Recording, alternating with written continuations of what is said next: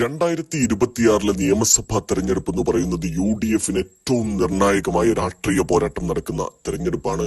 ഏതു വിധേനയും ഭരണം തിരിച്ചുപിടിക്കാൻ സഖ്യകക്ഷികളുമായും ചർച്ചകളായും സജീവമായ പ്രവർത്തനങ്ങളുമായും വോട്ടർ ലിസ്റ്റ് പരിശോധനകളുമായും എല്ലാ മേഖലകളിലും പഴുതടിച്ച പ്രവർത്തനങ്ങളുമായാണ് UDFും UDFിലെ സഖ്യകക്ഷികളും മുന്നോട്ട് പോയിക്കൊണ്ടിരിക്കുന്നത്. ഇതിൽ മുസ്ലിം ലീഗിനെ സംബന്ധിച്ചിടത്തോളം 2026 നിയമസഭാ തെരഞ്ഞെടുപ്പിൽ ഏറ്റവും നിർണായകമായി അവർ കാണുന്നത് കഴിഞ്ഞ തവണ നഷ്ടമായ 4 മണ്ഡലങ്ങളെ തിരിച്ചുപിടിക്കുക എന്നുള്ളതാണ്. ആ 4 മണ്ഡലങ്ങൾ മുസ്ലിം ലീഗിനെ സംബന്ധിച്ചിടത്തോളം ഏറ്റവും നിർണായകമാണ്.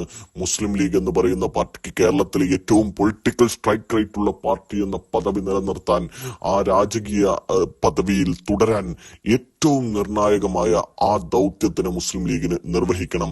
അതിൽ 4 മണ്ഡലങ്ങൾ തിരിച്ചുപിടിക്കാൻ കൈമേയ് മറന്ന് അതിശക്തമായ പ്രവർത്തനങ്ങൾ നടത്തി മുൻപേ സ്ഥാനാർത്ഥികളോട് അവിടെയുള്ള മണ്ഡലങ്ങളിൽ പ്രവർത്തിക്കാൻ പോലും നിർദ്ദേശം നൽകുന്ന തരത്തിലേക്കുള്ള പ്രവർത്തനങ്ങളാണ് മുസ്ലിം ലീഗ് മുന്നോട്ട് പോകുന്നത്. അതിൽ ഏറ്റവും പ്രധാനമായി വരുന്ന 4 മണ്ഡലങ്ങൾ, അതിൽ ഒന്നാമത്തെ മണ്ഡലം എന്ന് പറയുന്നത് അഴീക്കോട് നിയമസഭാ മണ്ഡലമാണ്.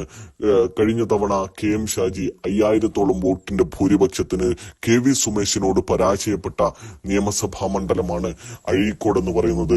അഴീക്കോട് മണ്ഡലം അതിന്റെ മുൻപേ 2011-ലും 2016-ലും KM ഷാജി എന്ന് പറയുന്ന മുസ്ലിം ലീഗിന്റെ യൂത്ത് ലീഗിന്റെ അധികായനായ നേതാവ് 2 തവണ ഇടത് കോട്ട പിടിച്ചടക്കിയ മണ്ഡലമായിരുന്നു അഴീക്കോട് നിയമസഭാ മണ്ഡലം എന്ന് പറയുന്നത്. എന്നാൽ 2026 ലീഗിലെ ചില സംഘടനാ തർക്കങ്ങളും KM ഷാജിക്കെതിരെ അടിസ്ഥാനരഹിതമായി ഉയർന്നിരുന്ന ആരോപണങ്ങളും കാരണം നേരിയ വോട്ടിന് പരാജയപ്പെട്ടു പോയ അഴീക്കോട് നിയോജക മണ്ഡലം ഏതുവിധേനയും തിരിച്ചുപിടിക്കാനുള്ള ഒരുക്കങ്ങളാണ് നടത്തിക്കൊണ്ടിരിക്കുന്നത്. അതിന് മുസ്ലിം ലീഗ് കാണുന്നത് ഒന്നെങ്കിൽ യൂത്ത് ലീഗിന്റെ സംസ്ഥാന സെക്രട്ടറി അഡ്വക്കേറ്റ് ഫാത്തിമ തഹ്ലിയെയോ അല്ലെങ്കിൽ മുസ്ലിം ലീഗിന്റെ ജില്ലാ general secretary advocate Abdul Karim ചേലേരിയോ മത്സരിപ്പിച്ച് മണ്ഡലം തിരിച്ചുപിടിക്കുക എന്നുള്ളതാണ്. അഡ്വക്കേറ്റ് അബ്ദുൽ കരീം ചേലേരി അടക്കമുള്ള സ്ഥാനാർത്ഥികൾ വന്നാൽ അതിശക്തമായ മത്സരങ്ങൾ കാഴ്ചവെച്ച് ആ മണ്ഡലം തിരിച്ചുപിടിക്കാൻ കഴിയുമെന്ന പ്രതീക്ഷയിൽ തന്നെയാണ് മുസ്ലിം ലീഗ് നിലനിൽക്കുന്നത്. അതേപോലെ തന്നെ ഏറ്റവും നിർണായകമായ ഒരു നിയോജക മണ്ഡലമാണ് കോഴിക്കോട് സൗത്ത് എന്ന് പറയുന്നത്. കഴിഞ്ഞ തവണ മുസ്ലിം ലീഗിലെ ചേരിപ്പോര് കാരണം അല്ലെങ്കിൽ മുസ്ലിം ലീഗ് നിയോജക മണ്ഡലം കമ്മിറ്റി സ്ഥാനാർത്ഥിയെ അംഗീകരിക്കാത്തത് കാരണം, പ്രവർത്തനങ്ങൾ സജീവമല്ലാത്തത് കാരണം നഷ്ടപ്പെട്ട ഒരു നിയോജക മണ്ഡലം. ആ നിയോജക മണ്ഡലത്തിനെ തിരിച്ചുപിടിക്കാൻ കഴിഞ്ഞ 2011-ലും 2016-ലും ഡോക്ടർ MK മുനീർ MLA ഇടതുപക്ഷത്തിന്റെ കരുത്തനായ സ്ഥാനാർത്ഥികളെ പരാജയപ്പെടുത്തി MLA ആയിരുന്ന നിയമസഭാ മണ്ഡലമാണ് കോഴിക്കോട് സൗത്ത് എന്ന് പറയുന്നത്. കോഴിക്കോട് സൗത്ത് കഴിഞ്ഞ തവണ സ്ഥാനാർത്ഥി നിർണയത്തിലെ പാളിച്ച കാരണം അഡ്വക്കേറ്റ് നൂർബിന റഷീദ് എന്ന് പറയുന്ന വനിതാമുഖത്തിനെ സ്ഥാനാർത്ഥിയാക്കിയത് കാരണം വലിയ വോട്ടിന്റെ പരാജയം, അത്ര ശക്തനല്ലായിരുന്നിട്ട് കൂടി INL അഹമ്മദ് ദേവർഗോവിലിനോട് വലിയ വോട്ടിന് പരാജയപ്പെട്ടിരുന്നു. മുസ്ലിം ലീഗിലെ ചേരിപ്പോരുകളും സ്ഥാനാർത്ഥിക്ക് വേണ്ടി പ്രവർത്തിക്കാത്തിരുന്നതും ഒക്കെയായിരുന്നു ഈ പരാജയത്തിന്റെ ഏറ്റവും പ്രധാനപ്പെട്ട കാരണമായി ചൂണ്ടിക്കാട്ടിയിരുന്നത്. കോഴിക്കോട് സൗത്ത് തിരിച്ചുപിടിക്കാൻ ഏറ്റവും ശക്തമായ പ്രവർത്തനങ്ങളുമായിട്ടാണ് മുസ്ലിം ലീഗ് മുന്നോട്ട് പോകുന്നത്. അങ്ങനെയെങ്കിൽ യൂത്ത് ലീഗ് സംസ്ഥാന സെക്രട്ടറി TPM ജിഷാന്റെയോ ഫാത്തിമ തഹ്ലിയയുടെയോ ഒക്കെ പേരുകൾ സൗത്തിലും സജീവമാണ്. TPM ജിഷാൻ നിലവിൽ കോഴിക്കോട് സൗത്ത് മണ്ഡലം കേന്ദ്രീകരിച്ച് പ്രവർത്തനത്തിൽ വളരെയധികം സജീവമാണ്.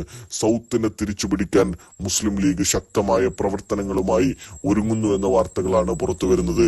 അടുത്തത് താനൂർ നിയോജക മണ്ഡലമാണ്.